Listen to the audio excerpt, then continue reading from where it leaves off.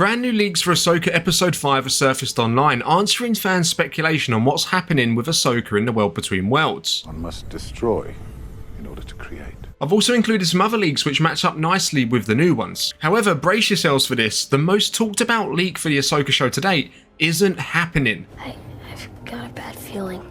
Let's go over these new leaks, why certain changes were likely made, and how this affects the end of the show. Oh yeah, and there's some new leaks which happened towards the end of the season as well. Now, the release of episode 4 saw hype spread across the fan base in a way that I haven't seen for years, in fact since The Mandalorian Season 2 final when Luke appeared. This time around though, it was his father, Anakin, appearing to Ahsoka in the World Between Worlds. Now, this was such a huge deal for a few reasons. Firstly, it was the first time we've seen Anakin since Return of the Jedi in terms of where we are in the timeline. Secondly, it's where they are. The World Between Worlds is a mystical plane across time and space where all points of the past, present and future meet.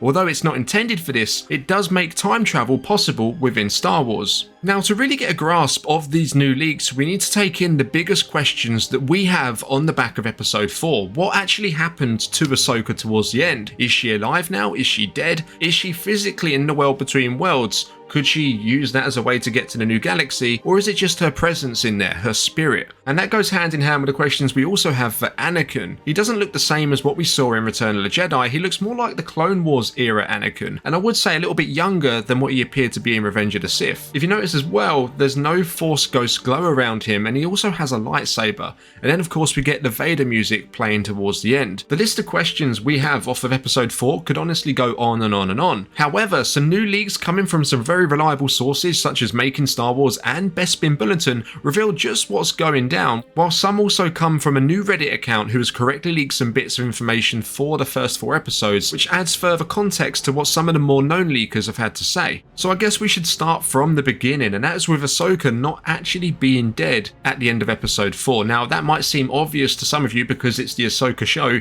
she can't just die in the 4th episode, when it could have actually been possible with Ahsoka because she's died before. However, Making Star Wars has gone on to report that what he's hearing at the moment is Ahsoka isn't actually in the World Between Worlds, at least not the version that we've seen within animation already within Star Wars Rebels. This version in Ahsoka behaves differently, and you can kind of see that I guess with how it looks. There are no portals present, and then previously in animation we saw doorways into other times. In Ahsoka it effectively just looks like pathways. Now this could just be how they wanted it to look in live action, but it could also hint at something being slightly off. The way I interpret it is there's nothing for her to view because she's not really there. Now, these new leaks go on to say that effectively what's going on is a near-death experience, and it's largely left up to your own interpretation. Is this all inside Ahsoka's head as she's in the process of dying, or is there something more spiritual to it, which I think speaks to something we hear about quite often in real life. You get people saying all the time that they've had a near-death experience, and they link it to something more divine or spiritual, whilst science has it down to increased brain activity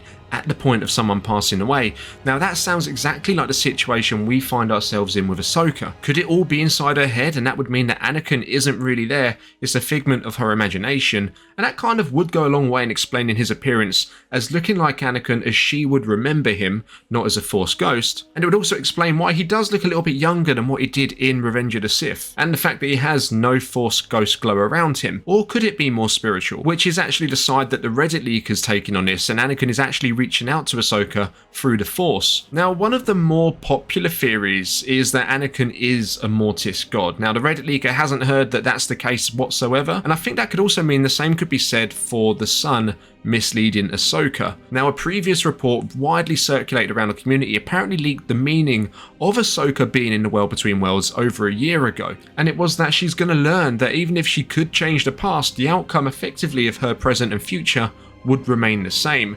Anakin would always go on to turn to the dark side, and the Empire would always rise into power. Now, with that comes some crazy leaks. Various different what-if scenarios apparently would be played out in the World Between Worlds for Ahsoka to witness. What if she never left the Jedi Order? What if she killed Grand Admiral Thrawn? But one of the craziest and the most well-known leaks to come out around that was that what if she confronted Anakin on Mustafar alongside Obi-Wan Kenobi? Now that was actually updated very recently by Making Star Wars, where they actually said that a dummy of Obi-Wan's body was on set, which likely indicated that he was killed during the fight between the three. And it also went on to say that a younger actor would be playing Ahsoka for this, an actor that's closer to Ahsoka's age during the Clone Wars. Now this is arguably the biggest leak to surface, and fans were massively excited and looking forward to it. Well, I hate to say it guys, but apparently that's not happening. This was definitely something that was shot for the Ahsoka show, and Hayden Christensen went through extensive training for them fight scenes, but somewhere between the filming process and post-production, it was left on the cutting room floor, as they say. Now there are a few reasons this could have been the case. With it being leaked over a year ago, we know Dave Filoni hates leaks, so perhaps he wanted to take it out completely and leave us Star Wars fans a little bit surprised at what we're going to see. Or perhaps it just didn't fit in with the overall message that he's trying to put across for Ahsoka, and something else went better in its place. Or Dave Filoni was getting too Star Wars nerdy for the general audience and he wanted to tone it down a little bit so everyone could follow along. Now I would like to believe it was taken out to enhance the overall story and it was replaced with something that makes more sense to the situation. And as for the other what if scenarios that were mentioned, what if she killed Thrawn, etc., I take it they're also out by this report as well, and they're going to be replaced now by canon moments, it goes on to say. More specifically, it sounds like mostly moments that took place during the Clone Wars. Moments we possibly have seen already in animation or at least heard about. Now it's said that some of these moments we're going to see will come from the Battle of Ryloth, which is said to be a whole new scene,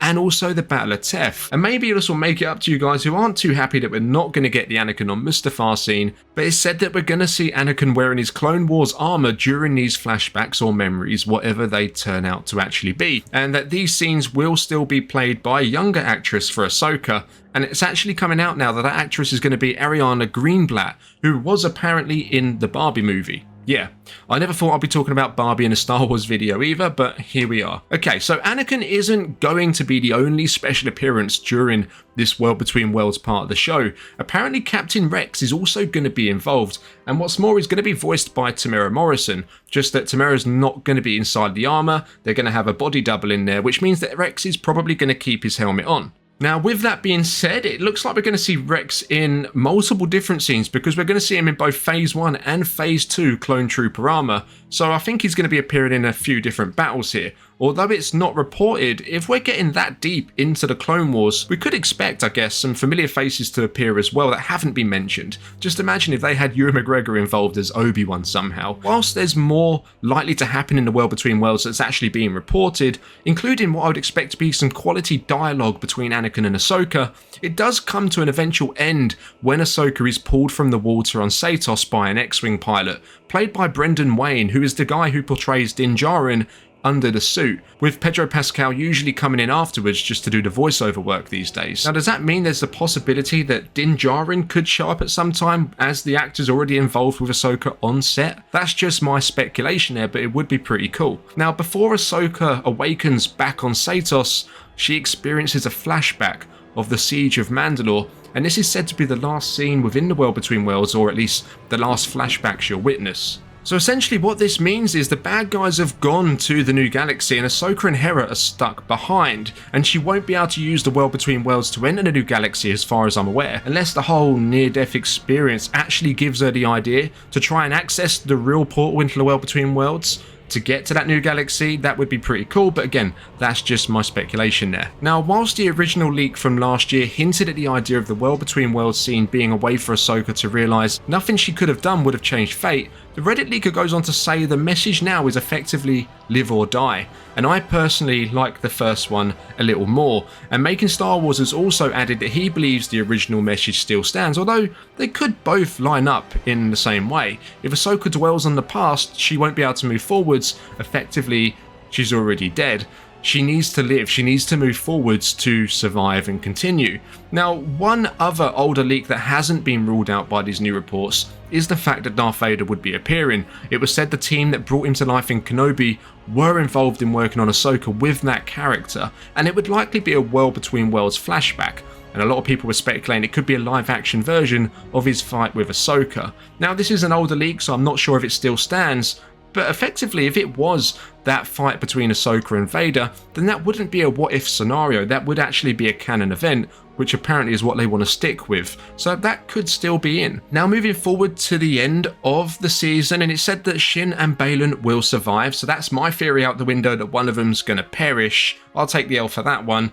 But unfortunately, Ray Stevenson did pass, the actor who portrays Baylan, which means that they're likely going to recast that character to continue his story. Now, Ray done a phenomenal job with Baylan and will be internally remembered for it alongside the other great work he's done. But essentially, the stories for Shin and Baylan going forwards will likely be explored in Ahsoka Season 2, which seems to have gotten the green light over at Lucasfilm now. What it could actually focus on is yet to be seen. However, Season 1 reportedly ends with Thrawn returning to the main galaxy, where he promises a reckoning is coming. Ezra also returns, but one of Sabine or Ahsoka, it seems, is going to be left behind in Peridia. If you didn't catch it, that's the name of the new galaxy. Now that could potentially be a story that they explore in Season 2, and it's likely Ahsoka in my opinion, as previous rumours have mentioned her possibly being involved in Skeleton Crew in some way, which we know takes place mostly in this new galaxy Peridia. Now overall, even if 75% of these leaks turn out to be true, and I personally think a lot more than that will, then we're in for a wild ride for the rest of the season. I know some fans will be disappointed with the Mustafar scene being cut, but I will say this. No one expected episode 4 to be as dope as it was, especially as Marek was said to be revealed to be no one before it came out, and he turned out to be Smoke. Everyone wanted a cool character hiding behind the armor, but the episode was so good, nobody cared. And episode 5 is meant to be even better than episode 4, with Disney and Lucasfilm seemingly realizing that as well by putting it out in theaters. So let me know what you guys think of these new and updated leaks down below in the comments. Remember to like the video if you enjoyed it, subscribe to the channel if you're new. I'll catch you in the next one. May the Force be with you.